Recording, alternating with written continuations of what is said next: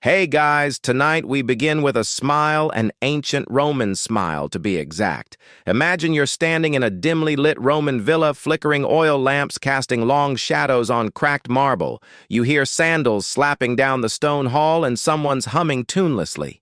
They duck into the bathroom and start brushing their teeth with pee. Yes, you heard that right.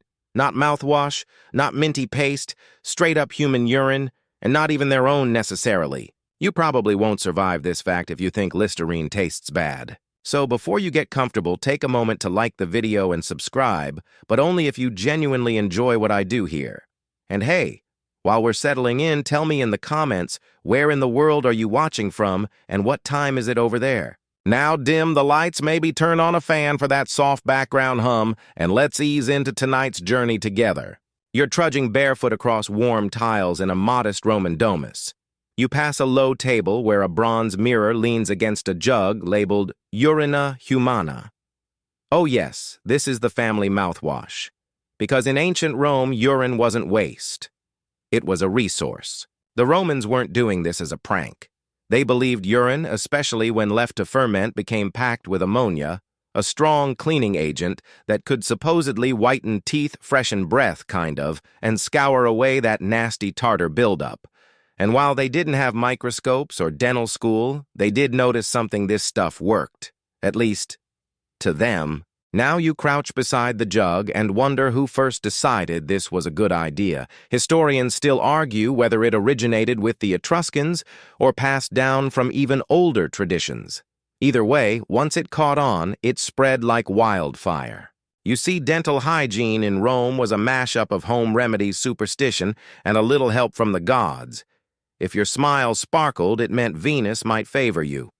If it didn't, well, let's just say you weren't getting any kisses under the laurel wreath. And urine wasn't even the worst idea they tried. Crushed bones, burnt hooves, powdered mouse teeth, all were considered excellent additions to a cleaning paste. Sometimes they were mixed with urine to give it extra oomph. A common concoction might go like this: 3-day-old Portuguese urine. Yes, they preferred imports mixed with ash honey and the pulverized remains of a dead rodent. Swish that around your mouth, and you're ready for a romantic dinner at the Forum. Why Portuguese, you ask? Great question. The Romans believed that urine from certain regions was stronger, probably because of diet differences. That's right, your lunch could one day determine someone else's dental success. There's even a recorded case of Emperor Nero importing barrels of Iberian urine, claiming it made his teeth shine like ivory. Okay, sure, but we're going to guess he didn't do his own brushing. Now try not to picture this too vividly, but people used sponges instead of toothbrushes, or their fingers, or bits of cloth. And since hygiene standards were more of a vague suggestion than a rule, sometimes entire families shared tools. So yes, communal pee sponges. Sleep tight. And don't think this was a poor person-only thing. The upper classes were obsessed with their smiles. Wealthy Roman women might even bathe their teeth in cosmetic urine, while their hair was dyed with the same stuff, all to maintain a look that said, "I'm both beautiful and slightly acidic." You might wonder, didn't this smell? Oh, absolutely. Roman cities weren't exactly fresh-scented to begin with, and the inside of a home wasn't immune. One whiff might remind you of an alley behind a nightclub in July. But Romans were accustomed to different standards. They prized appearance and effect over aroma. A good cleaning, even if it left you smelling like a public latrine, was worth it if it made you look like a statue of Apollo. And what about the poor guy whose job it was to collect this stuff? They existed. Rome had entire professions, slaves and freedmen alike, tasked with gathering human waste, sometimes even from public urinals and chamber pots, and delivering it to where it was needed. Imagine putting that on your resume: provider of premium pee. Still, it paid, especially after the government got involved. Spoiler, we'll get to that in a few sections. It's important to understand the Roman approach to body maintenance. They didn't separate science from ritual or hygiene from status. Cleaning your teeth with urine wasn't just about being healthy. It was about being Roman, strong, civilized, above the barbarian tribes who still gasped, didn't even floss. And so you swirl a mouthful of pungent golden ammonia in your mouth, spit it into the gutter, and pat your stomach. You're ready for a day of public speaking, chariot races, and pretending that nothing tastes funny. Still awake. Here's your reward. Archaeologists have found ancient dental tools with traces of dried paste on them, paste containing urea, the main compound in urine. This means, yes, this wasn't just a myth, it was real, tangible, gross. And yet part of the brilliance of Roman society was this odd combination of brilliance and bafflement. They built aqueducts but brushed with pee. They invented concrete but treated eye infections with honey and spider webs. Tonight you're stepping into that contradiction. You're entering a world where the streets are paved with stone, the air smells faintly of cheese and latrines, and a clean smile is worth almost anything, including your dignity. You shuffle along a bustling Roman street, dodging the swish of togas and the occasional donkey cart. The air is thick with a mix of roasted meat, perfume oil, and something else. Something sharp, acrid, somewhere between vinegar and a summer outhouse. That, dear traveler, is the smell of profit. Because in the Roman Empire, pee wasn't just for dental hygiene, it was currency. Liquid gold, if you will, and you're about to follow its glamorous journey from chamber pot to marketplace. Now picture this, you're a Roman innkeeper. Your clients eat, drink, gamble, and inevitably relieve themselves. What do you do with all that waste? Simple, you collect it in big jars. Leave it outside to ferment a bit like you're brewing an unholy wine. And then you sell it. You sell it to launderers, to barbers, to medics. Maybe even to that wealthy lady down the road with teeth like pearls and breath like a thunderstorm. Because fermented urine rich in ammonia was in demand. And it gets better, the Romans actually built designated public urinals called Fullonies in cities like Rome, Ostia, and Pompeii. These weren't bathrooms for comfort. No. These were collection points. Stone basins placed strategically on street corners where citizens could, let's be delicate here, make a donation to the national effort. Sometimes these urinals were connected to underground vats, and those vats would be emptied by workers who had the deeply unfortunate job of hauling sloshing buckets through the city hoping not to trip. The result? A thriving mini economy. Urine was bartered, taxed, and traded. You could even buy higher-grade stuff, older, more potent batches at a premium. Because when it came to chemical power, fresh wasn't always best. And here's a fun detail, many of these collection points bore graffiti. Romans were big on bathroom scribbles. Some read things like, "Don't pee here unless you pay the collector," or "This pot belongs to Marcus, hands off." Others, well, they got more creative. You imagine leaning over one of these basins, now peering inside. A faint yellowish film catches the sunlight. You wrinkle your nose, but part of you is weirdly impressed. This is a society that turned human waste into an industrial ingredient, and they made it efficient. Historians still argue whether the practice started as a sanitation initiative or simply as a way to monetize waste. But one thing's clear, the moment people realized this stuff was useful, they didn't hesitate to profit from it. Enter the collector's men who wandered the city with wagons, buckets, and a remarkable tolerance for smell. They worked on commission. They visited bathhouses, brothels, family homes. They knocked politely and asked, "Do you have any product for sale?" Sometimes, to speed up the process, collectors would offer a small discount on their pickup fee if you gave them particularly strong batches. And yes, some people absolutely began altering their diets just to improve the quality of their urine. You can imagine the conversations. "Darling, skip the wine tonight. I'm trying to produce a more alkaline blend for the laundry guild." Now, not all pee was treated equally. Urine from adult males was prized. Women's urine, not so much. Children's debated.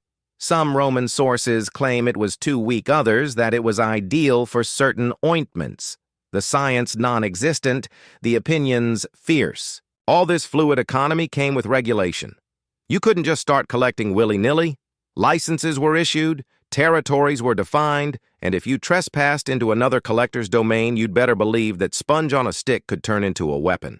This is where things begin to resemble modern waste management contracts, boundaries, tariffs. Except again, instead of garbage, we're talking buckets of pee. Still awake, good, because we're about to follow the trail a bit further into the households that bought this stuff.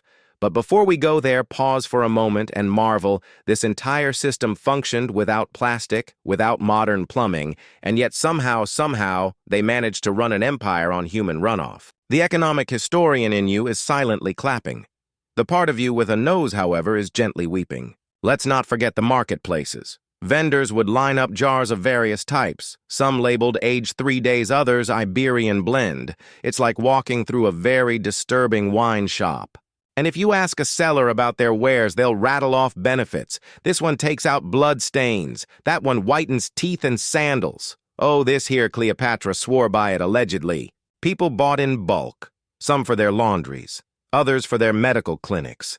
Some simply kept a jar or two on hand for personal grooming.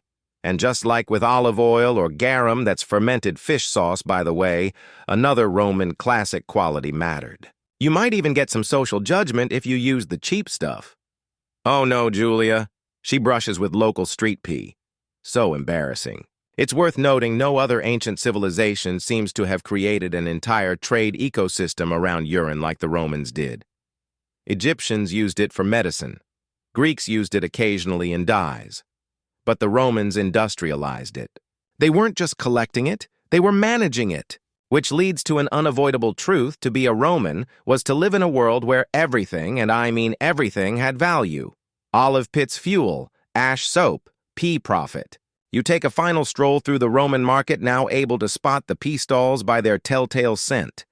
You pass a merchant selling whitening kits next to a man loudly praising his 2-week-aged Neapolitan blend. You shake your head, and maybe, just maybe, you understand why Roman teeth gleamed a little too brightly under the sun. You linger now near one of those Roman street jars, curious not just in the wow they really used this way, but in a how on earth did this work way. Because as horrifying as it sounds, the Romans weren't entirely wrong. Let's break down the science, slowly, sleepily, because nothing says bedtime quite like the chemical composition of stale pee. Fresh urine is mostly water with urea salts and small amounts of other organic compounds. But leave it out for a few days, say in a cozy clay pot under the Mediterranean sun, and it begins to ferment. The urea breaks down into ammonia and carbon dioxide, creating a pungent alkaline solution that can break apart grime grease and bacteria. Yes, bacteria. In small amounts, ammonia is a natural disinfectant. It kills off some nasties while loosening plaque.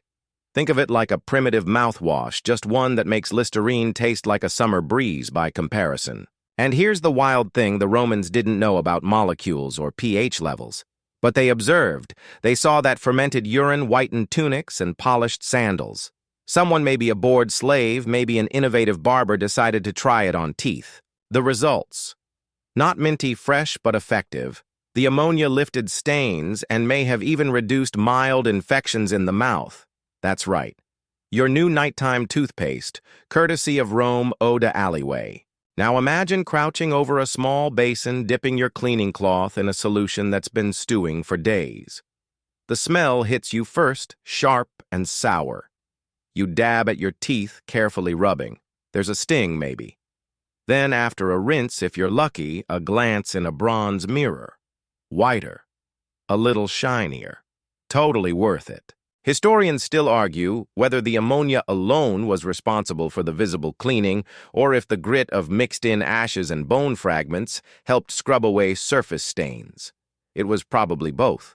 But the main star here is ammonia, one of the earliest chemical cleaning agents accidentally discovered by letting pee sit around long enough. Of course, not all urine was equal. Diet, hydration, age, and even time of day could affect the concentration of urea and the quality of the resulting cleaner. Morning urine was sometimes preferred because it was stronger. Stronger in what way? Let's not dwell on that. Some Roman texts even specified using male urine for dental purposes. Why? Well, it was hotter and more spirited according to Galenic theory. Yes, in the ancient world, bodily fluids were categorized by temperament. A hot liquid was more purifying than a cold one. Makes perfect sense, right? And don't forget, everything had to be aged. Aged pee, sometimes for a week or more, produced a more potent effect. Fresh stuff just didn't cut it. That meant every Roman household had to become, in essence, a microbrewery of bodily fluids. Just imagine the smell in summer. Even laundries took this seriously. Some Fullonicae had special pee cellars where jars were kept until the ammonia reached just the right bite. The laundry master would test batches, then assign them for specific cleaning jobs, tunics, togas, linens, or yes, teeth. You might pause now and think, weren't there better options? Couldn't they just chew herbs or rinse with wine? Some did.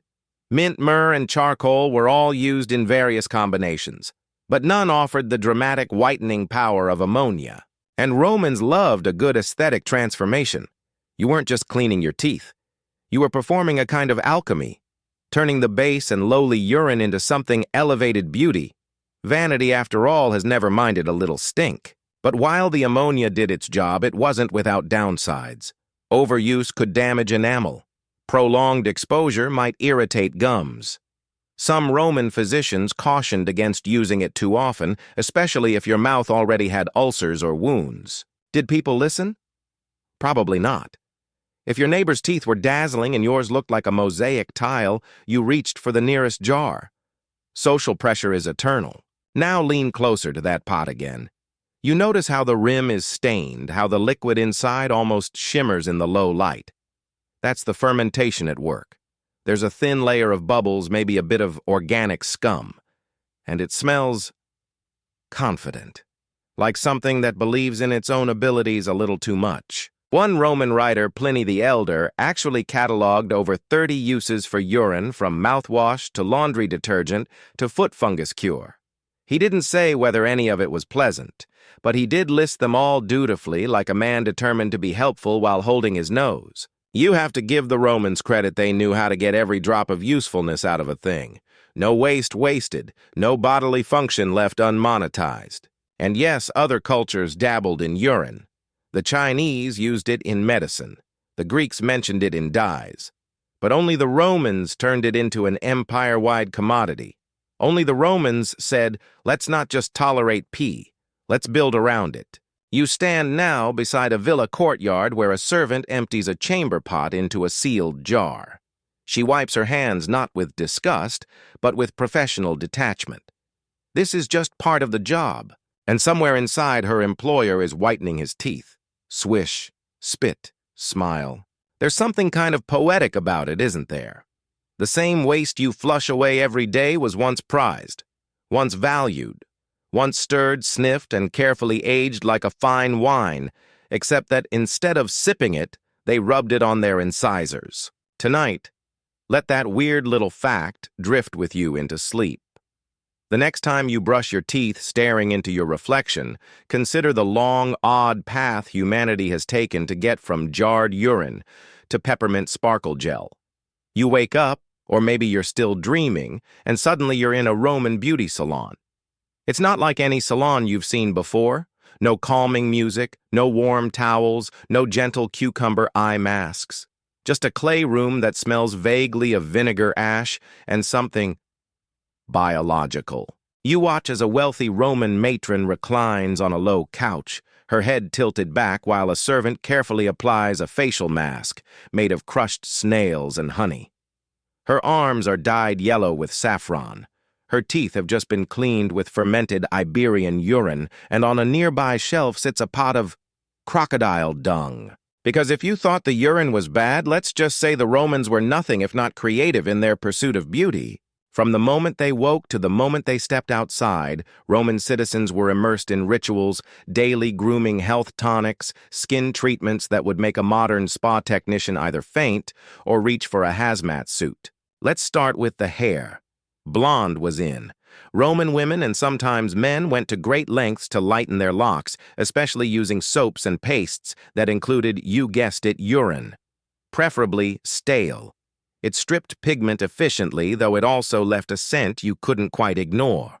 Ammonia has that effect. And the source of that pee, often from Germany or Gaul, imported for strength. Because in Roman fashion, local just didn't cut it. Blonde wigs made from captured Germanic women's hair were sold in high-end markets. Combine those with urine-based dyes, and voila, a whole identity transformation. Historians still argue whether Romans truly believed these treatments were safe or if beauty simply overpowered common sense. But vanity is a powerful drug, even when it smells like an open latrine. And then there was the skin care. Ancient texts suggest ingredients like lead-based powders for whitening the face because pale skin meant wealth-crushed oyster shells for exfoliation, and yes, crocodile dung for softening and smoothing the skin, preferably applied in the early morning before public appearances. Some women added a dab of ox bile under the eyes to reduce puffiness. Others used lizard fat to tighten the skin. Whether it worked or just terrified anyone who got too close, hard to say. You inch closer now to a carved marble basin where two servants are preparing another concoction. One stirs a mix of ashes, soot vinegar, and bee parts. The other adds powdered pearls and a few drops of surprise urine to create a mouth paste for a male client. He wants his teeth to gleam at the banquet tonight. Romans didn't see a contradiction between wealth and weirdness. In fact, the more elaborate and bizarre your beauty regimen, the higher your social status. If you had the money to sit in a steam room, pluck every visible hair, scrub your skin raw, and polish your smile with excretions, you were living the dream. You might chuckle now lying there in the dark, imagining a Roman influencer.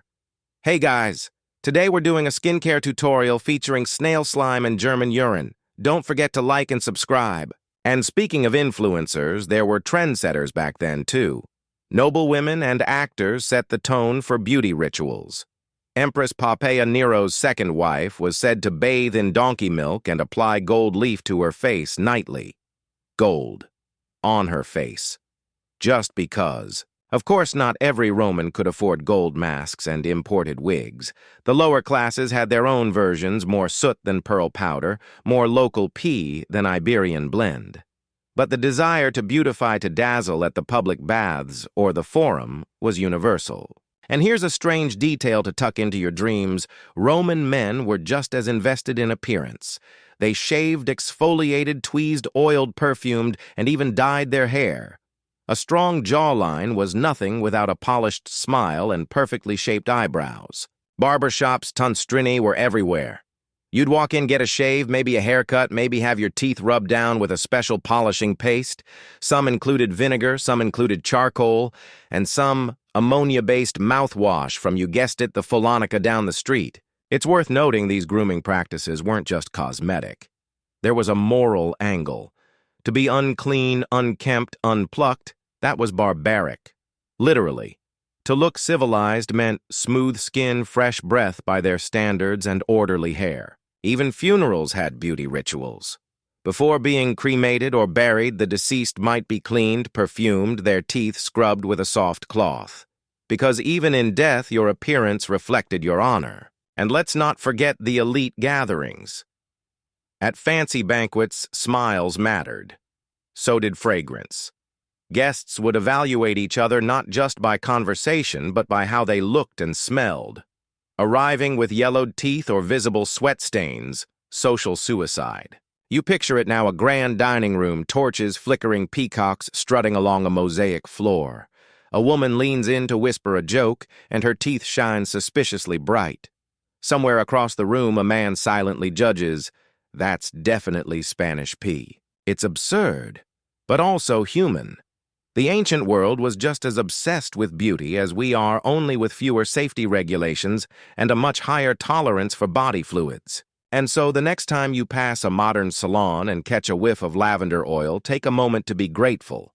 No snail paste, no dung masks, and let's be honest, 0 jars of pickled pea. Sleep easier. Knowing your toothbrush is foam-tipped, not sponge-tied. Your mouthwash smells like mint, not murder. And your skincare routine probably doesn't involve any creatures that hiss. You step out from that bizarre Roman salon, blinking in the sun and maybe clutching your imaginary nose. You've just seen a world where beauty meant blending human waste with exotic ingredients, and yet there's more. Oh, there's so much more. Let's head into the mouths of marble, the dazzling, gleaming smiles of Rome's elite, and uncover what else they did to keep their dental game strong, despite breath that could probably singe eyebrows. Because the truth is, not everyone relied solely on aged urine. The Roman toolkit for oral hygiene was as varied and odd as everything else in their lives. You're now peeking into a wealthy Roman's private chamber, pillars, cushions, a low table covered in grooming instruments, bronze toothpicks, tiny metal spatulas, rough linen cloths, even tweezers for reasons we won't question right now. You spot a slim container labeled dentifricium Roman toothpaste. Inside is a grayish powder that smells faintly of ash and herbs. This particular mix might include ingredients like crushed oyster shells, burnt bones, powdered charcoal bark, and myrrh. It's gritty, pungent, and absolutely capable of removing the top layer of enamel and your self-respect. And yet, for all its harshness, it worked. It scoured. It polished. It left your teeth clean, though probably a bit thinner. Some Romans preferred to add a few drops of vinegar or wine to turn the powder into a paste. Others used honey or even oil to soften the abrasive effect. And of course, the adventurous ones, or those with a high tolerance for gagging, went with fermented urine as the liquid of choice. Historians still argue whether these practices truly improved long-term dental health or if they were merely cosmetic. There's limited archaeological evidence, but what we do know is this: many Roman skulls show surprisingly decent teeth. Not perfect, but not the disaster you might expect from a diet of bread and no modern toothbrushes. So maybe it worked. Or maybe they were just lucky. Roman breath, however, was a different story. To combat halitosis, some chewed parsley or fennel seeds. Others believed that chewing on roasted mouse flesh or holding it in the mouth could cure bad breath. It goes without saying that the mouse was previously deceased.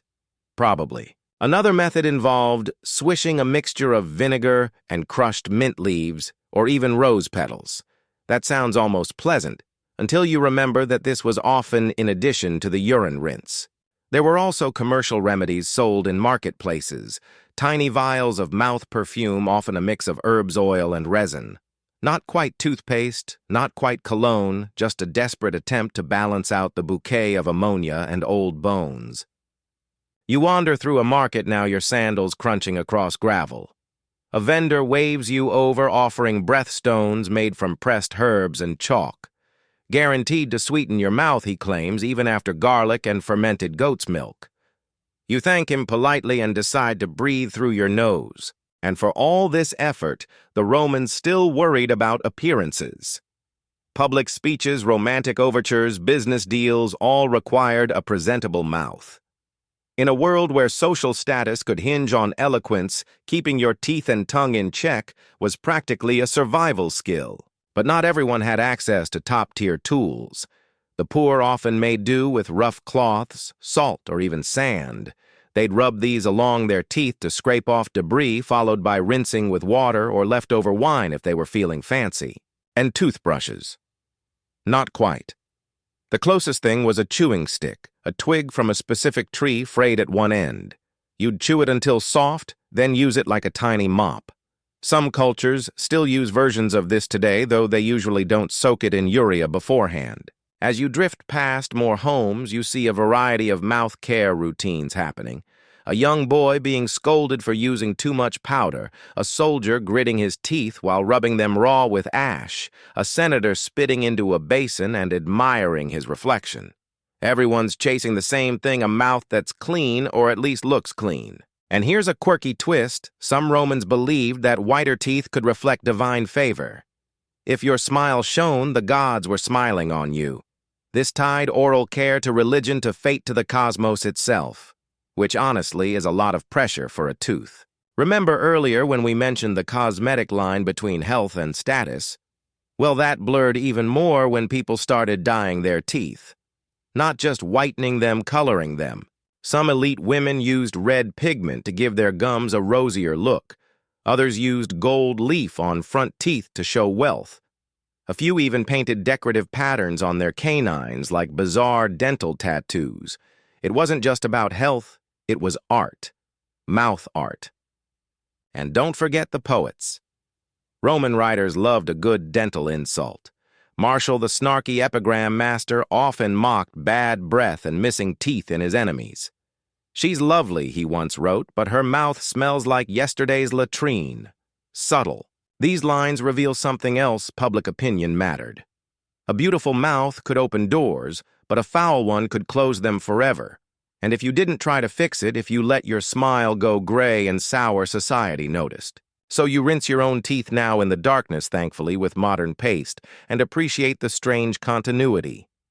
Thousands of years ago, someone was swishing a mix of ammonia and mint leaves and hoping it would be enough. Just like you're hoping this story is enough to lull you to sleep. Let's not forget we've come far, but the instincts remain. Clean teeth, fresh breath, social survival, and perhaps the oddest truth of all. The next time you squeeze your favorite whitening paste onto your brush, glance at the ingredients. Some still contain mild ammonia compounds derived chemically, but inspired by the same principle. Which means yes, somewhere deep in your Colgate is a distant echo of Roman pee. You shuffle now into a new space, dark, echoing, and strangely humid. You hear trickling water, distant footsteps, and the unmistakable sound of splashing. Welcome to the Roman public toilet, or as they called it, the latrina. But don't expect privacy here. No stalls, no dividers, no doors. Just a long stone bench with perfectly rounded holes carved into it lined up like seats at a dinner party, only you're not sitting down to feast. You're sitting down to, well, you get it. There's even a footrest carved along the floor because the Romans knew how to squat with dignity. And beside every hole, a long, shallow water channel running along the base of the bench. That's not for flushing, it's for the sponge. Let's talk about the sponge. Romans didn't use toilet paper. They had tersorium's wooden sticks with a sea sponge on the end, kept in a trough of vinegar or salt water between uses. And yes, these were shared by everyone. It was communal, economical, and absolutely horrifying. Now picture it, you're in the latrina surrounded by strangers. You chat idly about politics or the price of olive oil while everyone goes about their business. When you're done, you reach into the trough, grab the sponge on a stick, give it a swirl, and yeah, you might want to clench your teeth and your nose, because this wasn't exactly the freshest smelling corner of town. But here's the fascinating thing, this whole system was engineered. These public latrines were connected to underground sewage channels. Water from aqueducts continuously flowed beneath the benches, washing waste into the great cloaca, Rome's enormous central sewer system. And that sponge water recycled runoff. Not clean exactly, but diluted. It flowed gently, carrying away excess filth, giving the illusion of sanitation. Romans believed moving water was healthier. Still gross, but less deadly gross. Historians still argue whether latrines were safer than the open pits used by many ancient civilizations. Some claim the constant flow reduced disease. Others believe the sponges themselves spread more than just discomfort. And yes, occasionally wild things happened. There are recorded cases of rats, snakes, and even bursts of methane fire erupting from latrine holes. Imagine quietly minding your business and suddenly whoosh your behinds getting a surprise torching. Sleep well. In fact, some Romans whispered about toilet demons, spirits of filth that lived in the sewers and crept up to bite unsuspecting backsides. To ward them off, they'd hang charms or carve protective faces above the holes. Because sometimes a little superstition is better than a very real rat bite. But what does this have to do with dental hygiene? Surprisingly, everything. Because in Rome, sanitation wasn't compartmentalized. Wastewater and cleanliness were interconnected. The same aqueducts that flushed the latrines fed the public fountains and the laundries and, yes, the urine collection points. In some neighborhoods, public urinals were built next to latrines. That way, the collection jars could benefit from a steady supply, efficiency at its worst. You walk now through a Roman bathhouse. The air is steamy, the floors are slick, and everyone's naked. It's not weird. It's just how things are. And in the apoditerium, the changing room, you see shelves of grooming tools, scrapers for oil tweezers, combs, and yes, jars of dentifrice. Public hygiene wasn't just about cleanliness, it was about belonging. People brought their own pastes and powders, or if they were wealthier, their slaves carried it for them. After soaking in hot water, scraping off sweat and oil, and maybe enjoying a massage, some would cap off their bath with a good teeth rub. And here's where it gets strange again. Some bathhouses included stations for spitting. You'd brush your teeth right there standing in a corner while others lounged nearby. There was no sense of shame, just maintenance. You might even imagine a Roman nobleman standing tall, mirror in hand, while a servant dabs at his teeth with a cloth soaked in aged urine, carefully avoiding the gold cap on his incisor. Because yes, dental prosthetics existed. Rich Romans had gold wires or bands fitted over cracked teeth. Primitive crowns, if you will. Even slaves got in on it, though not for their own benefit. Households often required them to maintain oral hygiene as part of grooming rituals. Some were trained to prepare toothpaste mixtures, manage the collection of necessary fluids, or help their owners gargle and rinse. The irony. The same people cleaning others' teeth often had none of their own. You pass now through the streets again, the scent of latrines lingering. You see children running past a public fountain splashing water on their faces. A woman fills a jar from a spout fed by an aqueduct. And down a quiet alley, a man empties a chamber pot into a waiting container marked for collection. The circle of sanitation continues. And this wasn't some marginal activity. Rome's infrastructure, latrines, aqueducts, Fullonicae was a marvel of civil engineering. They had over 900 public baths, countless toilets, and a sewage system still studied today. Yet amidst all this progress, the same civilization was gargling old pee and scrubbing faces with dung. It's the contrast that makes it so deliciously absurd. So you tuck yourself in tighter now, thinking of stone benches, rats with ambitions, and sponges soaked in vinegar. The world of Roman hygiene was communal, calculated, and by modern standards, completely nuts. But maybe they were onto something. After all, they lasted 1,000 years. Can you say the same about your toothpaste? You've seen the Romans brush their teeth with pea bathe and donkey milk and share terrifying toilet sponges, so by now your standards are probably pretty flexible. But buckle up, because tonight you're heading into the Roman world's Swiss Army knife of cleaning solutions. Welcome to the age of the universal pee. That's right, urine wasn't just for teeth or even just for laundry. No. The Romans found a dizzying number of uses for this pale yellow wonder liquid, and they wielded it with the confidence of someone who's never smelled themselves after a long commute in August. Let's start with laundry, arguably the most famous non-dental use for urine. Roman laundries, or Fullonicae, were the industrial cleaning centers of the empire. Here tunics were destained, bed linens were brightened, and toga borders were restored to their pristine whiteness. And the star ingredient urine, fermented and frothy, poured by the amphora load into stone basins called pistrinae. Now imagine this: you're a Fullonica worker. You show up before dawn barefoot and climb into a basin filled with stale urine and water. You grab the garments and begin to stomp. That's right, stomp like you're crushing grapes for wine, but in this case it's human waste and stained tunics. Splash, squish, stomp, repeat. It's oddly rhythmic. Hypnotic even. And effective because ammonia in the urine breaks down oils, sweat, and dirt embedded in fabric. Add a bit of clay or ash, and you've got yourself a decent detergent. Historians still debate how pleasant or horrifying this job was. Was it viewed as low status? Probably. But it was also necessary. The laundry trade was essential, and in cities like Pompeii, it was booming. Archaeologists have uncovered entire blocks of Fullonicae, some featuring built-in pee vats and drying courtyards. But laundry wasn't the only use for the golden nectar. Oh no. Urine also found its way into hair dye. Want to go blonde like those fabulous Germans? Soak your hair in a paste of ash lime, and you guessed it, fermented urine. Let it sit. Let it sting. Then rinse and pray. Even elite Roman women partook in this beauty horror show, though they may have outsourced the soaking part to their slaves. The result was lightened hair, often paired with imported wigs, making for a fabulous head of fashion that just happened to smell like a latrine. And let's not forget its role in medicine. Roman doctors, bless their brave, misguided hearts, prescribed urine for everything from infected wounds to eye infections. Eye infections. You're welcome for that image. The logic was simple. Urine had cleansing properties, and sometimes in small doses it did reduce bacteria.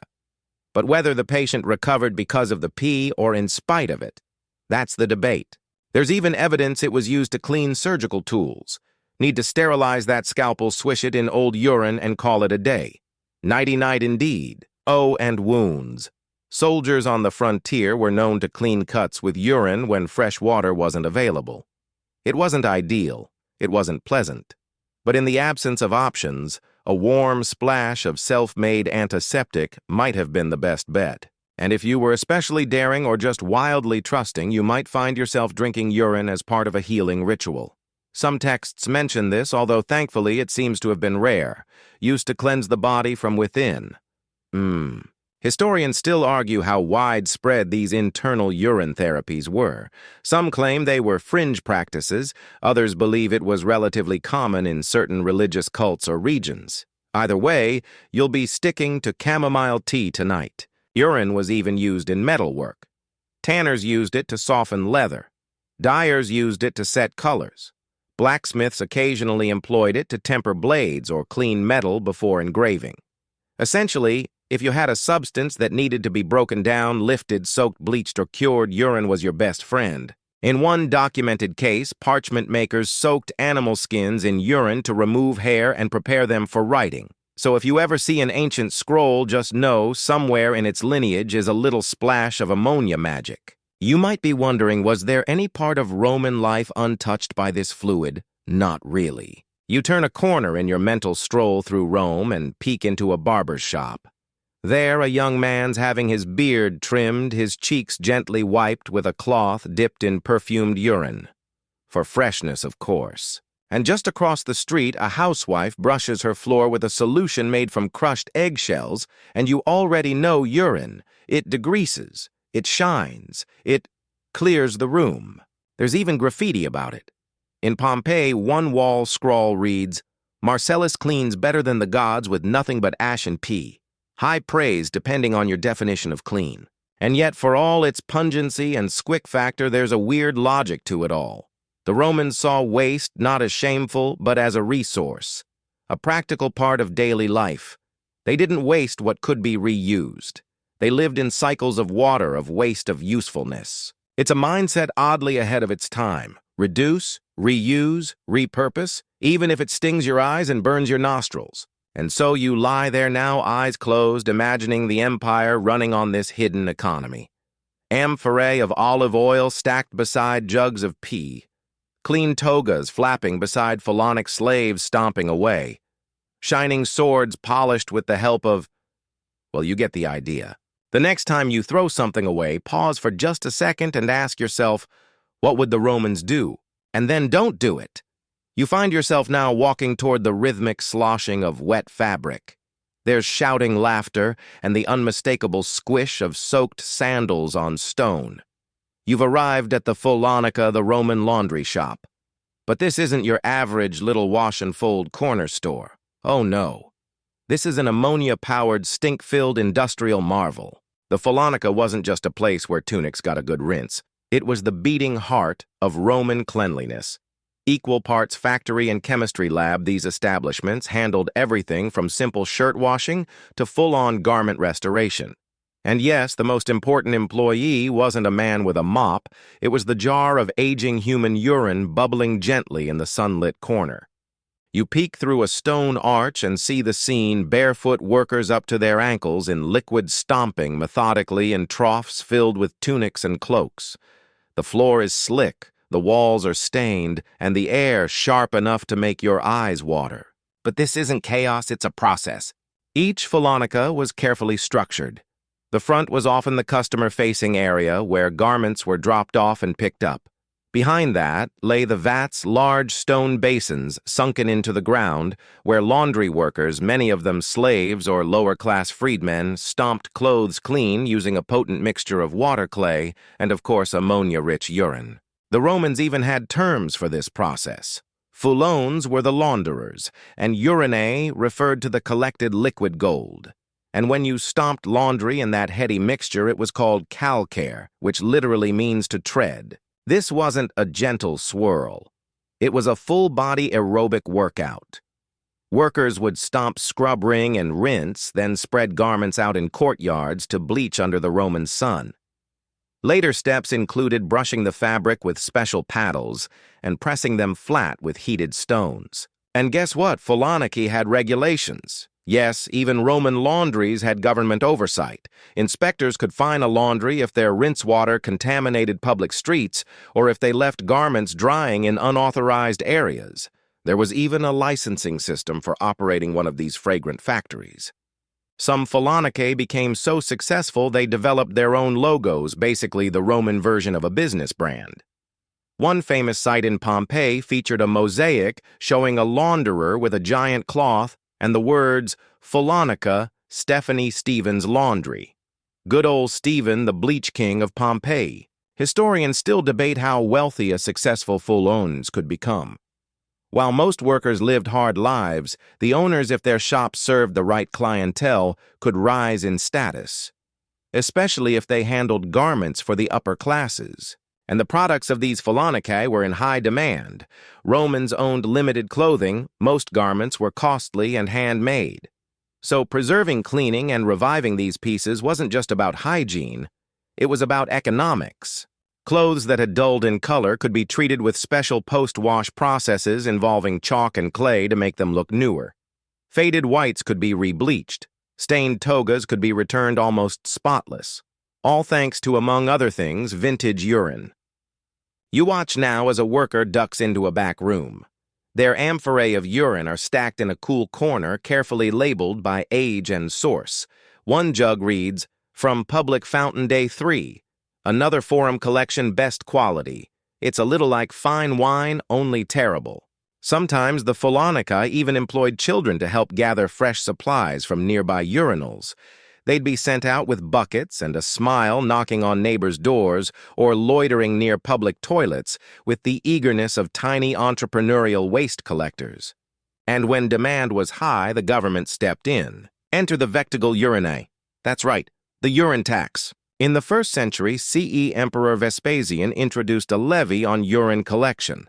If you operated a Fullonica or a dye works or any business that used urine in its process, you paid the state.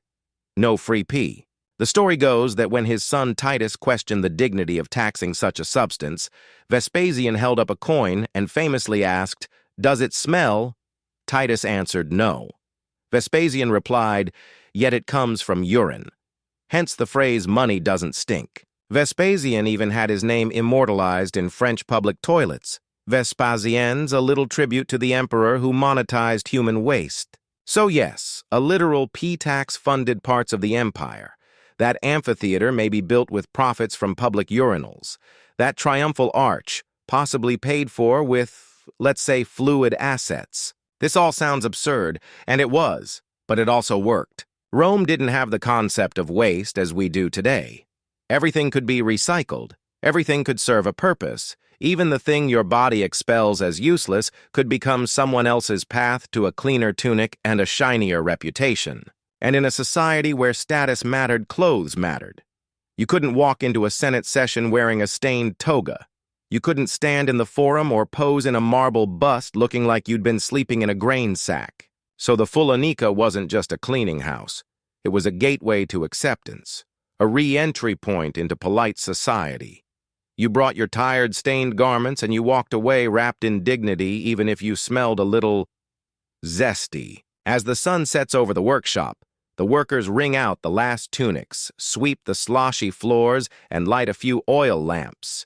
You step away, leaving behind the rhythmic stomp of a civilization that through sheer stubbornness decided that urine could be the cornerstone of empire-wide cleanliness. And you begin to wonder if the Romans could turn pee into profit. What strange, useful thing are we overlooking today? You stroll now along a Roman road. Sunlight dappled through olive trees, the scent of distant bakeries teasing your nose, and yet behind you something sloshes. A wooden cart squeaks with each bump, and strapped to it are dozens of clay jars, some full, some sealed, some still steaming. Welcome to the Roman pee trade. Yes, trade. Because by now you know that the ancient Romans didn't just use urine, they moved it, bought it, sold it, and transported it with the care and scale of olive oil or wine. The logistics surprisingly advanced. Cities across the empire had their own local supplies, sure, but for certain premium applications, people wanted specific types of urine, aged a certain number of days, sourced from specific regions, with a good ammonia yield. You know, like how you might prefer your cheese cave-aged and French. It wasn't uncommon for urine to be shipped across provinces packed in tightly sealed amphorae, those signature two-handled Roman jars used for everything from fish sauce to fermented waste. The same cargo ships that carried olives from Spain and glassware from Syria might also be hauling barrels of day-old Iberian pee. And don't forget the collectors.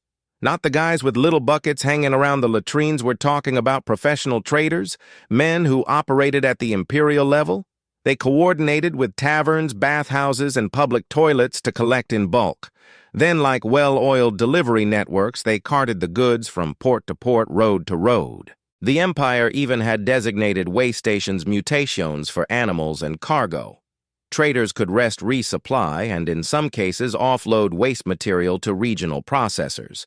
Because when you're hauling 200 jars of volatile bodily fluid through the Apennines in July, you need a break. And it wasn't all free-flowing anarchy. There were records, receipts, tally sheets. Some traders paid tariffs when crossing certain provinces. Others made deals with local laundries or dye houses to secure exclusivity. Historians still argue whether the trade was formalized through guilds or whether it remained an open free market of, let's say, liquid entrepreneurship, but there's no doubt it was profitable. Urine's wide range of applications meant it never sat unsold. It went to Fullonicae barbershops, tanning pits, even physicians. And with demand came specialization. You pass a small roadside stall, now shaded by a sagging linen awning. The merchant nods as you approach, then gestures proudly to his goods amphorae, labeled with painted symbols. One reads 3D. That's not a fancy format, it means 3 days aged. Another says Gallicus sourced from Gaul, stronger bite. Next to that is Domus Aurea, a cheeky reference to Nero's golden house, implying this batch is good enough for emperors. And over there a stack of empty amphorae waiting to be returned and refilled. The ancient world was surprisingly sustainable when it came to packaging. Reuse was everything. Now, not all urine stayed in the cities. Rural estates had their own needs, too. Dyeing fabrics, treating animal hides, bleaching wool, every process needed a reliable supply. Which meant some farms operated their own mini-collection systems, drawing from laborers, guests, and even livestock for the less fussy applications. And speaking of animals, horse urine was sometimes used in tanning leather. It's more acidic, packs a punch. So yes, in the grand catalog of weird Roman commerce, horse pee had its own place.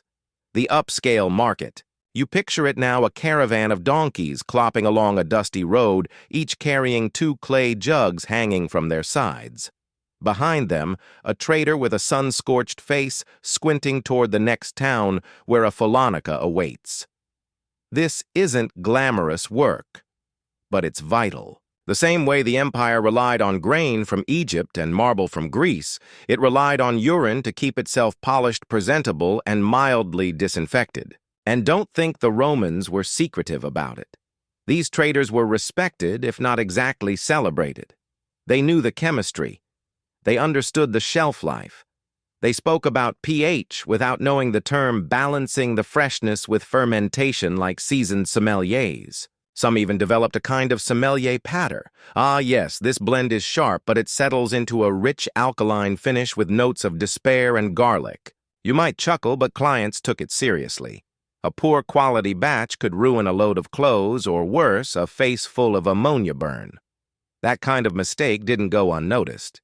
And of course the taxman followed. Remember Emperor Vespasian's infamous urine tax? Well, it didn't just apply to businesses.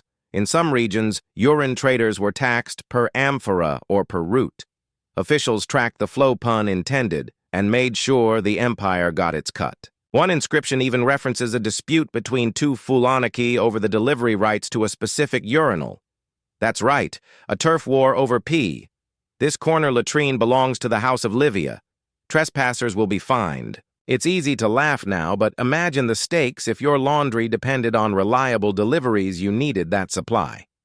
Inconsistent ammonia levels meant lower quality results, and in Rome's fashion-forward society, that meant fewer clients, which meant less money, which meant you couldn't pay your tax.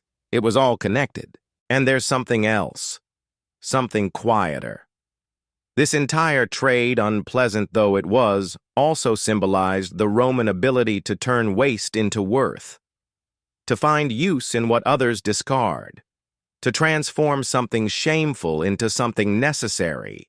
It's a strangely noble idea wrapped in a pungent package. And so you sit now on the side of a Roman road amphora, stacked high beside you, watching the sun drift low. Traders pass. Donkeys grunt. Somewhere in the distance, a washer sings as he stomps tunics clean. The empire hums along its economy, running on grain and gold, and yes, pee. And in a weird way it works. The sun rises over Rome, casting golden light on tiled roofs, marble columns, and bustling markets. But what really glints in the morning sun is a silver coin. One freshly minted courtesy of one of the strangest fiscal decisions in Roman history. Yes, it's time to talk about Emperor Vespasian and his golden idea taxing pee. You've heard the whispers already about the famed vectigal urine or urine tax, but now you see it up close. Walk with me through the bustling forum, the heart of Roman politics and economics, where Vespasian's statue stands tall, stoic, resolute, possibly a little smug. It's the late 1st century CE, and Vespasian has a problem: the empire needs money. After a chaotic civil war and Nero's famously bonkers spending spree, looking at you golden rotating dining room, Rome's coffers are not in great shape. So what does Vespasian do? He starts sniffing out sources of revenue. Literally. Enter urine. At this point, Fullonicae are thriving. So are tanneries, dye workshops, and medical practitioners. All of them use human urine in large quantities. All of them rely on a steady supply. And all of them until now have been getting it for free. Vespasian, being practical to a fault, says, why not tax that? Not the act of urinating, though that would have been an impressive feat of surveillance, but the collection and sale of urine. If you ran a laundry or were a urine merchant or a city contractor dealing in waste, congrats, you now owed the emperor a share. The historians still argue whether this was the first instance of a waste tax or just the best documented one. Either way, it stuck, and boy did it raise eyebrows.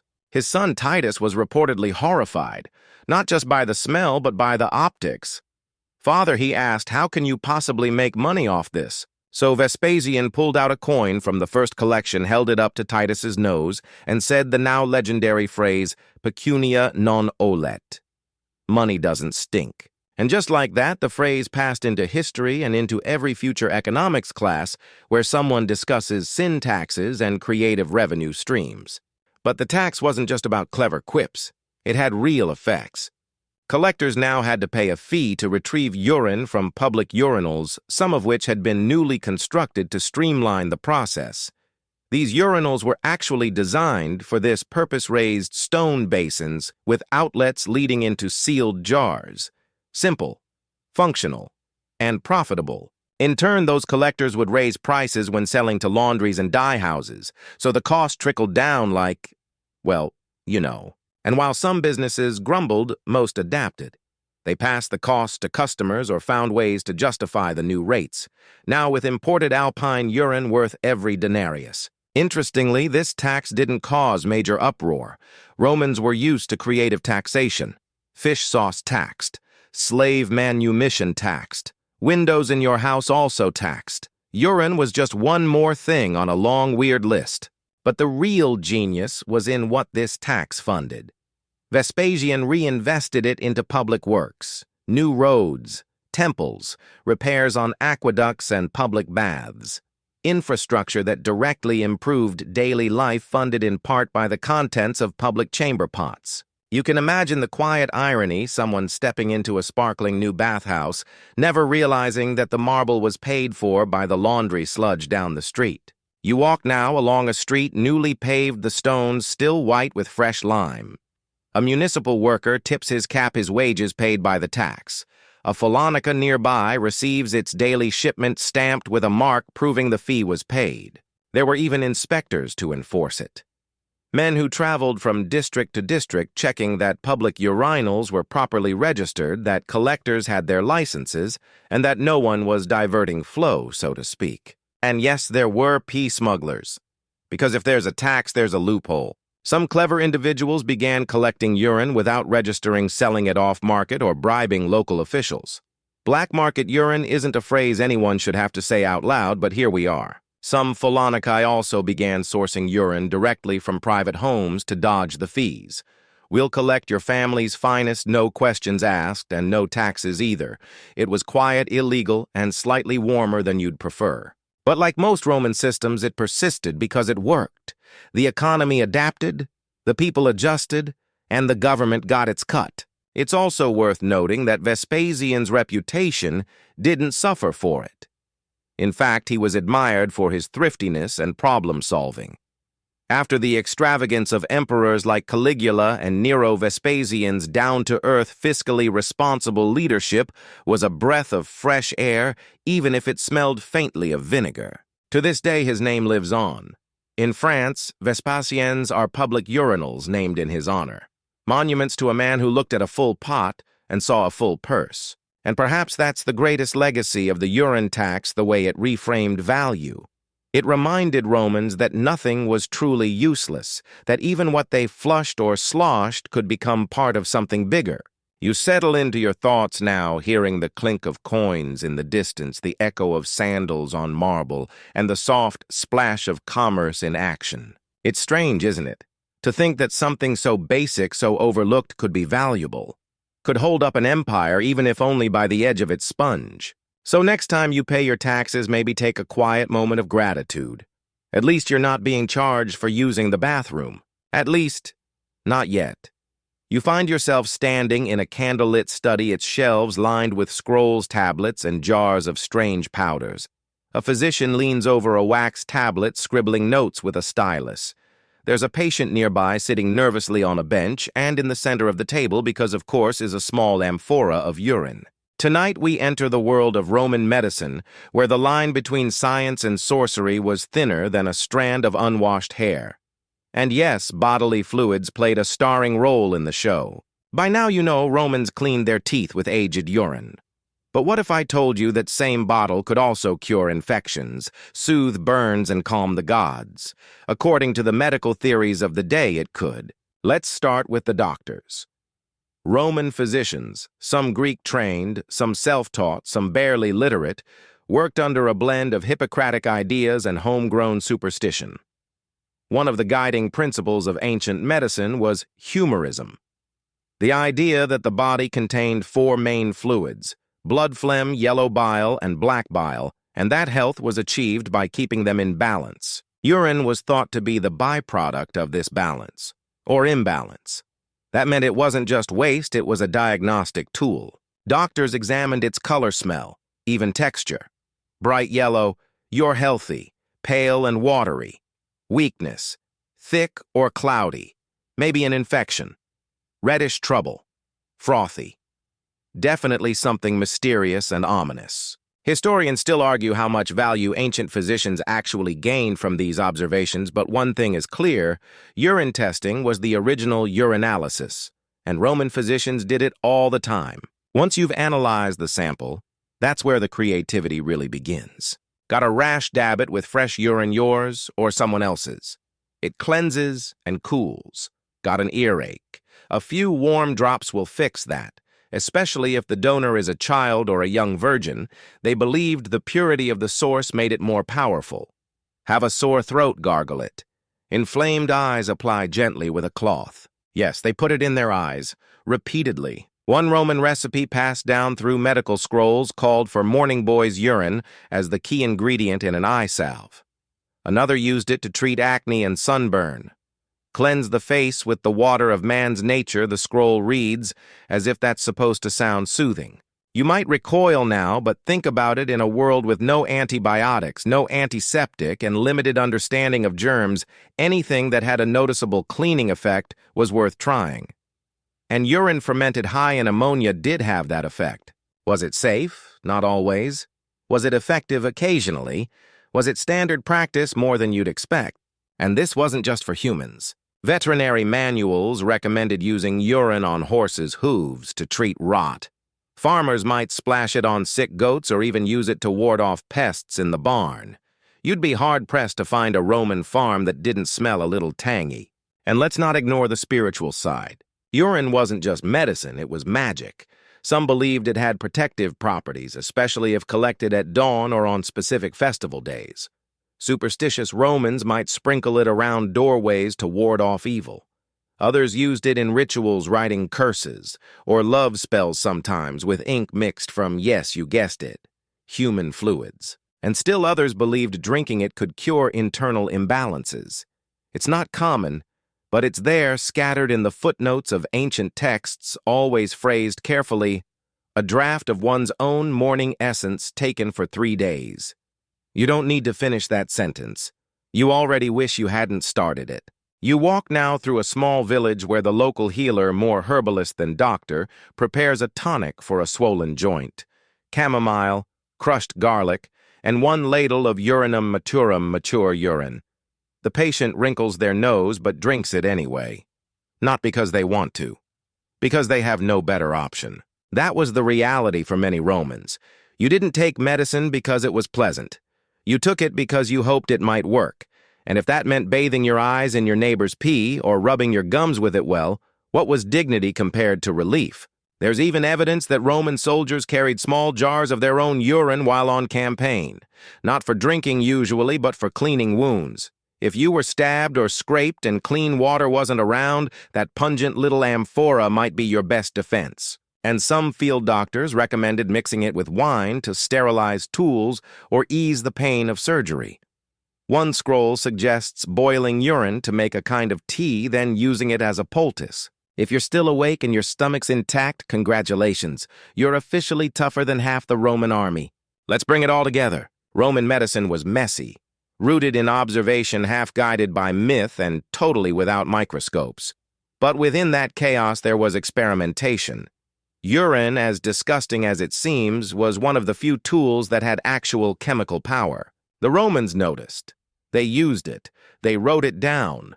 And in doing so, they left us with centuries of pee-powered remedies, each more eyebrow-raising than the last. You rest your head now, maybe replaying the phrase "morning boy's urine" in your mind, and wonder how anyone ever survived ancient health care. But they did. Somehow. And maybe in 2,000 years, someone will read about modern wellness trends, coffee enemas, jade eggs, and raise an eyebrow at us too. Because, if nothing else, history is full of weird cures and even weirder confidence. You find yourself now at the edge of the empire. The air smells different, fresher, maybe. The olive trees have given way to pine forests, and Latin is no longer the only language in the air. You're in Gaul, or maybe Britannia, or somewhere even farther flung where Roman roads start to crumble and local customs still cling to their ancient roots. Here, the world looks at Rome with a curious mix of admiration, resentment, and when it comes to certain habits, outright disgust. Because for all their engineering brilliance and military might, the Romans had some, let's call them quirks. And none raised more foreign eyebrows than the Romans' relationship with bodily fluids. Take the Celts, for example. Fierce warriors, proud traditions, and generally more in touch with the earthy realities of rural life. But even they raised a tattooed eyebrow at the idea of scrubbing your teeth with fermented human waste. The Gauls may have smeared themselves in blue woad and howled into battle, but using urine to bleach your linens, that crossed a line. Historians still argue whether the Celtic and Germanic tribes found Roman urine practices barbaric or simply bizarre. Some archaeological evidence suggests they adopted certain Roman hygiene tools, tweezers, razors, even ear scoops, but there's no sign they embraced the full eau de latrine beauty routine. And the Greeks? Oh, the Greeks had opinions. To them, the Romans were powerful, but painfully literal. Where the Greeks pursued elegance in medicine, philosophy, and aesthetics, the Romans were known for being practical to the point of tasteless.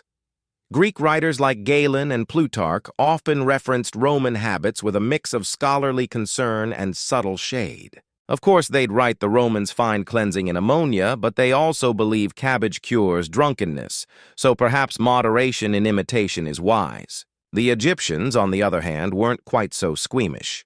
Their own medical papyri list urine as a treatment for various ailments, especially when mixed with milk or herbs.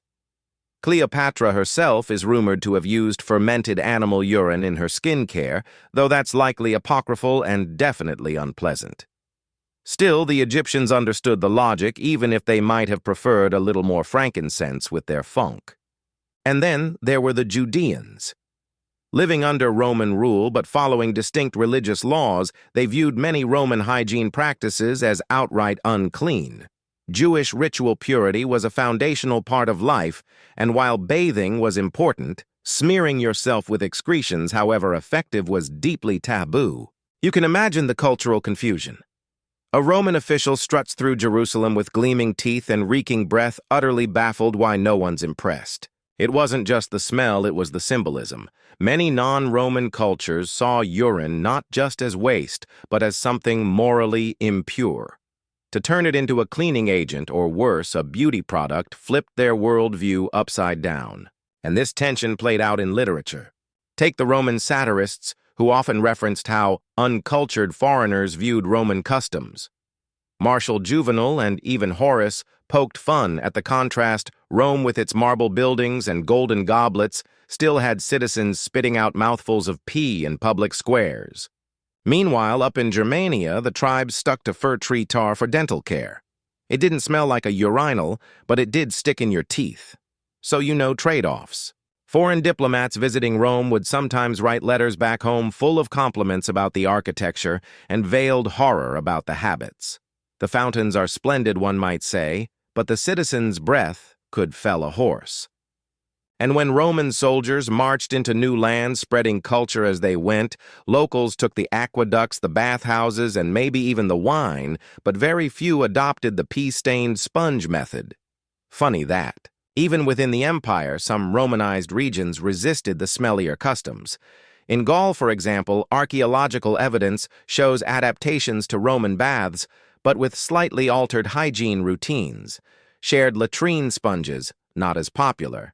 Communal dental jars, less likely. You wonder now, was it peer pressure that kept these practices alive? Was it tradition?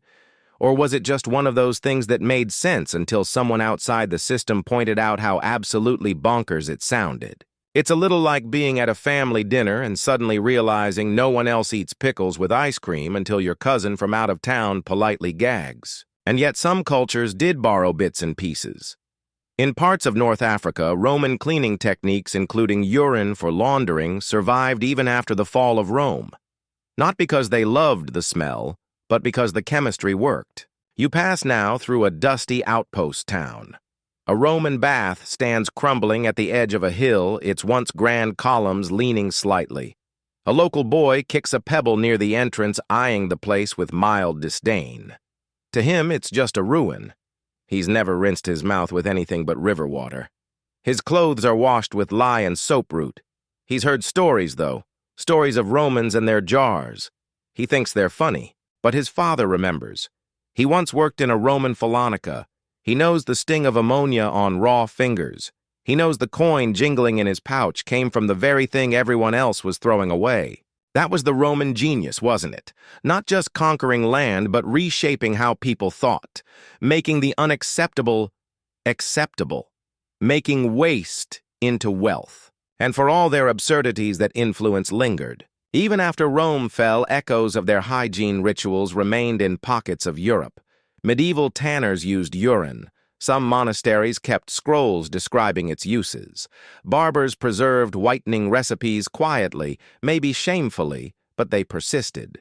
Because practicality has a long half-life. So you close your eyes now, surrounded by a ghostly chorus of disapproving Greeks, bewildered Celts, and skeptical Judeans, each shaking their heads in their own way. But somewhere, a Roman noble just smiled, white teeth glinting under a bronze sky. And maybe you start to understand why this empire lasted so long. It wasn't just legions and roads. It was the confidence to say, yes, this smells terrible, but look at the results. That and a really good tax system. You're walking through a narrow alley in Pompeii, now past a faded fresco of Bacchus, holding a wine goblet and a goat that's seen better days. You hear laughter. Not the refined chuckle of senators at a symposium, but the coarse, delighted snorts of everyday Romans cracking jokes at each other's expense. Welcome to the sharp-tongued, unfiltered world of Roman satire, a world where nobody was off-limits, especially those with bad breath. Because here's a little secret, not everyone was sold on the idea of brushing with pee. In fact, many Romans thought it was absolutely ridiculous, and they weren't shy about saying so. Let's start with Martial, the king of the snappy comeback. A poet known for his biting wit, he wrote epigrams so concise and lethal they could deflate egos at 20 paces. One of his recurring targets, people who brush their teeth obsessively and not always with pleasant results. In one epigram, he writes about a man whose teeth shine so brightly, but whose breath is so deadly it kills flowers in spring. The implication, sure, he whitens his teeth, but probably with the infamous Spanish urine rinse. It became a running joke. Gleaming teeth meant you cared about your appearance, but also maybe you were just a little too into the smell of ammonia. Historians still argue whether this mockery was aimed at vanity, poor taste, or both. Was Martial criticizing the practice itself, or just the smug attitude of those who flaunted their whitened grins? Hard to say. But the jokes hit. And Martial wasn't alone. Juvenal, another heavy hitter of Roman satire, often included hygiene habits in his takedowns. He mocked pretentious dinner guests who reeked of perfumes layered over body odor, or women who spent hours applying makeup only to neglect their breath. Because Roman humor was earthy, bodily, direct. If something smelled bad or looked weird, you wrote a joke about it. If someone took themselves too seriously while doing something fundamentally gross, all the better. And this extended into graffiti, too. Wander around Pompeii and you'll find walls scrawled with messages that range from poetic to, well, profoundly not. Apollinaris the doctor has bad breath and still charges full price. Or Marcus whitens his teeth but eats with the pigs. These were the memes of the ancient world, public, anonymous, and brutally honest. Imagine a modern bathroom stall, except instead of phone numbers and half-baked philosophy, it's a targeted roast of your neighbor's grooming habits. Some graffiti even mocked those who didn't whiten their teeth. Julius smiles with ashes in his mouth, or Claudia's teeth are as dark as her heart. Damned if you do, and roasted if you don't. This was Rome, after all, a society obsessed with appearances, but also with pointing out the cracks beneath the surface. You enter a tavern, now low ceilings and loud voices all around. A musician plays a lyre in the corner while patrons sip watered-down wine. Someone cracks a joke about a man who slipped and fell into a laundry vat.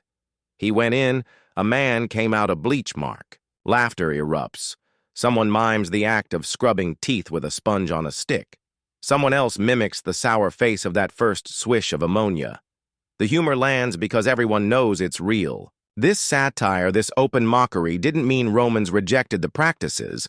On the contrary, they were embedded in daily life. But humor gave people a way to cope, a way to vent, a way to say, yes, I do this, but I know it's insane. And maybe it was a subtle rebellion. A way for the lower classes to jab at the elite. After all, the wealthiest Romans could afford the best ingredients, the imported urine, the crushed pearls, the gentler abrasives. The poor had soot vinegar and whatever bucket they could borrow. So when a senator showed up to the bathhouse with a blinding smile, you'd lean over and whisper, "Must have been a fresh shipment from Iberia." Cue the giggles. Even within the upper-class, mockery existed. You'd be praised for your appearance but mocked for your methods. Your teeth are so white I didn't realize you'd started bathing in latrines.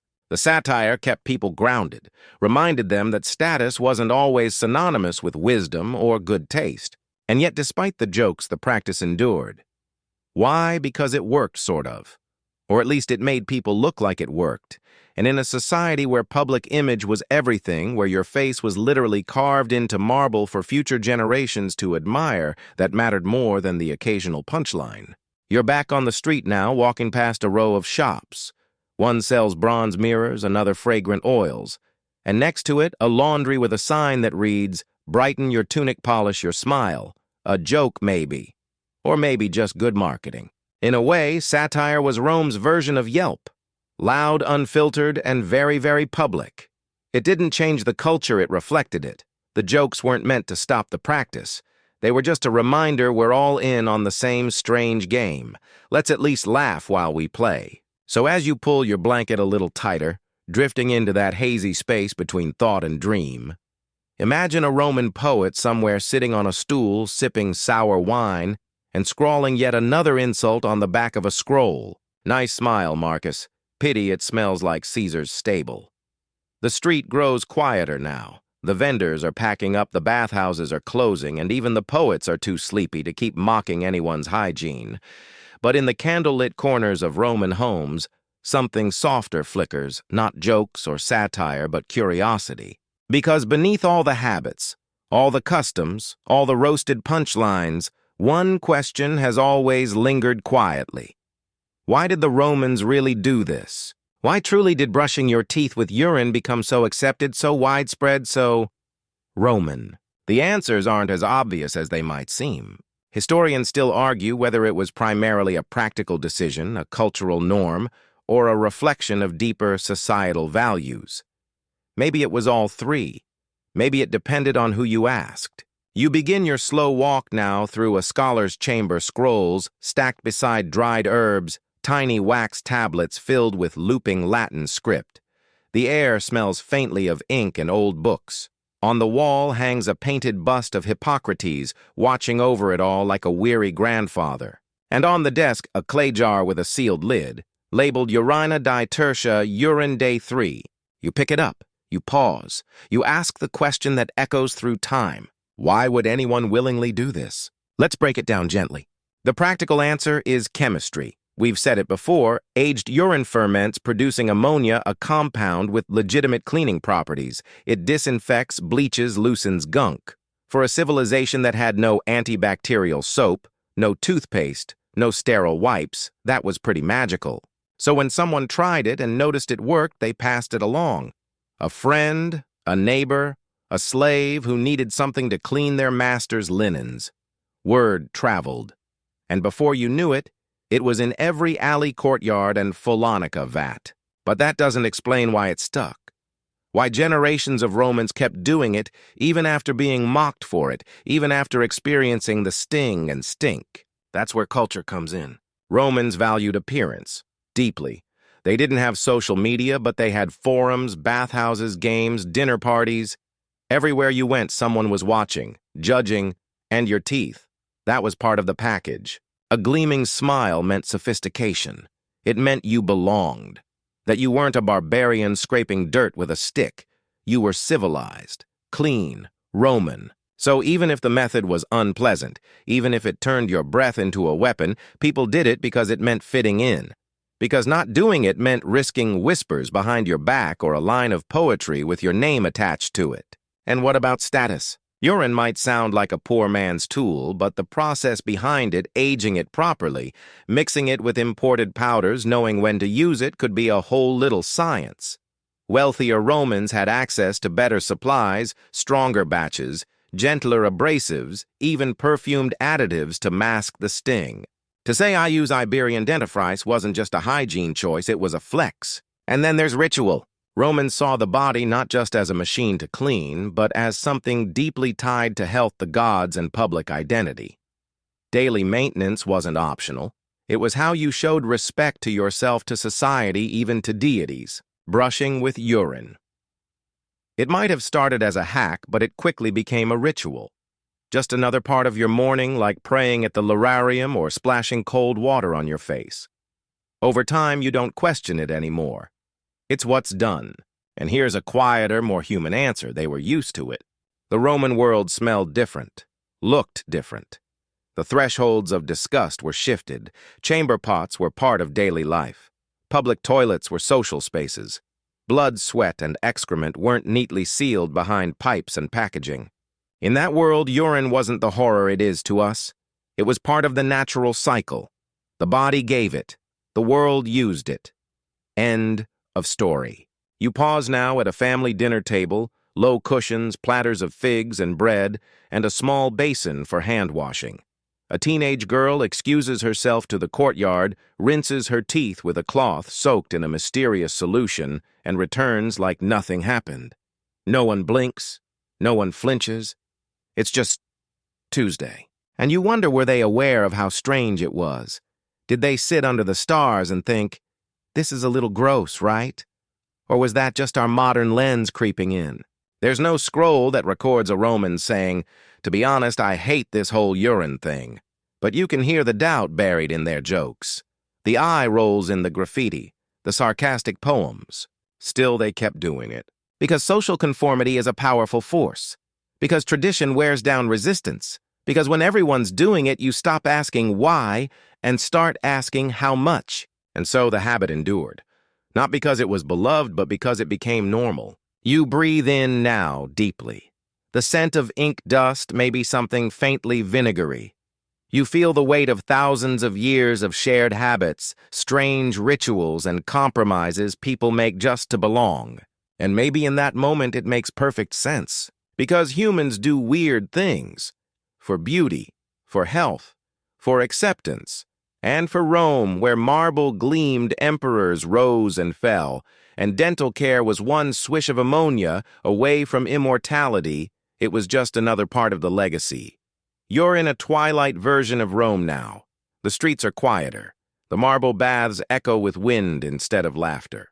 The columns cast longer shadows than usual.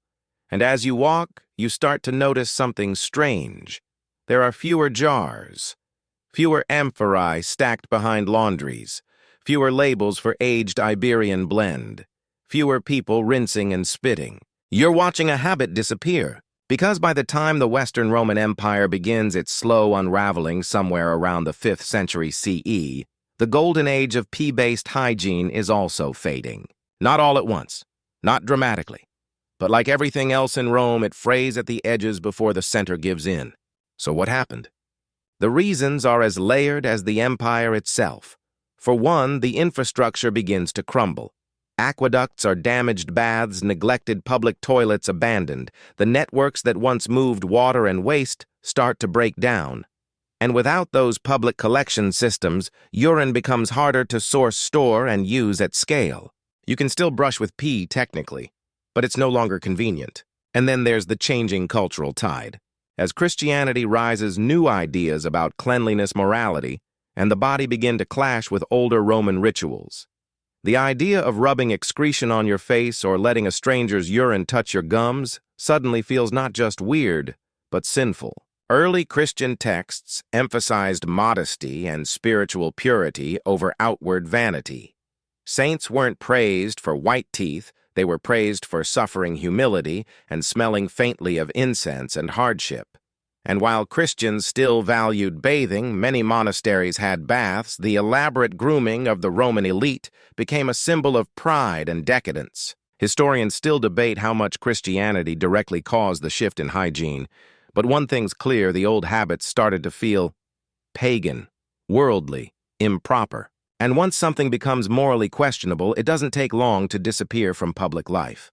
You pass now through a once grand Fullonicae, its vats cracked, its drying courtyard overgrown. The sign is still there for a shine worthy of the gods, but the gods are quiet now, and so are the stompers. People still clean their teeth, of course, but they begin turning to other methods: herbal rinses, salt rubs, and eventually, when trade routes revive, powders from the east. The ammonia era ends not with a scream, but with a shrug. And yet it lingers. In the countryside, some Fullonicae remain active into the early medieval period. In isolated pockets, people still collect urine for tanning, for wool dyeing, even for basic household cleaning. It's no longer glamorous, it's barely even mentioned, but it's useful, and usefulness always finds a way. You step into a small monastery now. A monk grinds herbs with a mortar, humming a soft hymn. Next to him, a vial of cloudy liquid half-labeled in Latin. He uses it to clean the ink off parchment. He doesn't talk about it much, because the practice, once open and proudly Roman, becomes a whisper. A secret tool passed through tradesmen, not poets. No more verses about gleaming smiles. Just stains removed, leather softened, wool brightened. Quiet utility. Centuries pass. Rome falls. Empires rise. And the world forgets. Until centuries later, during the Enlightenment and early modern chemistry, when scientists begin to isolate ammonia and rediscover its cleaning power. This time, they extract it in labs, name it properly, put it in bottles with corks and labels that say things like household use only. They don't mention Rome. They don't need to. But every time someone sprays an ammonia-based cleaner on a kitchen counter, every time a chemist notes urea in a compound, a thin, invisible thread stretches back to that jar in the corner of a Roman bathroom. Because pee didn't just clean teeth. It built an economy. It shaped habits. It whitened smiles, launched taxes, powered laundries, and inspired enough satire to fill scrolls. It was everywhere, until it wasn't. You sit now in a quiet garden, a crumbling aqueduct, just visible through the trees.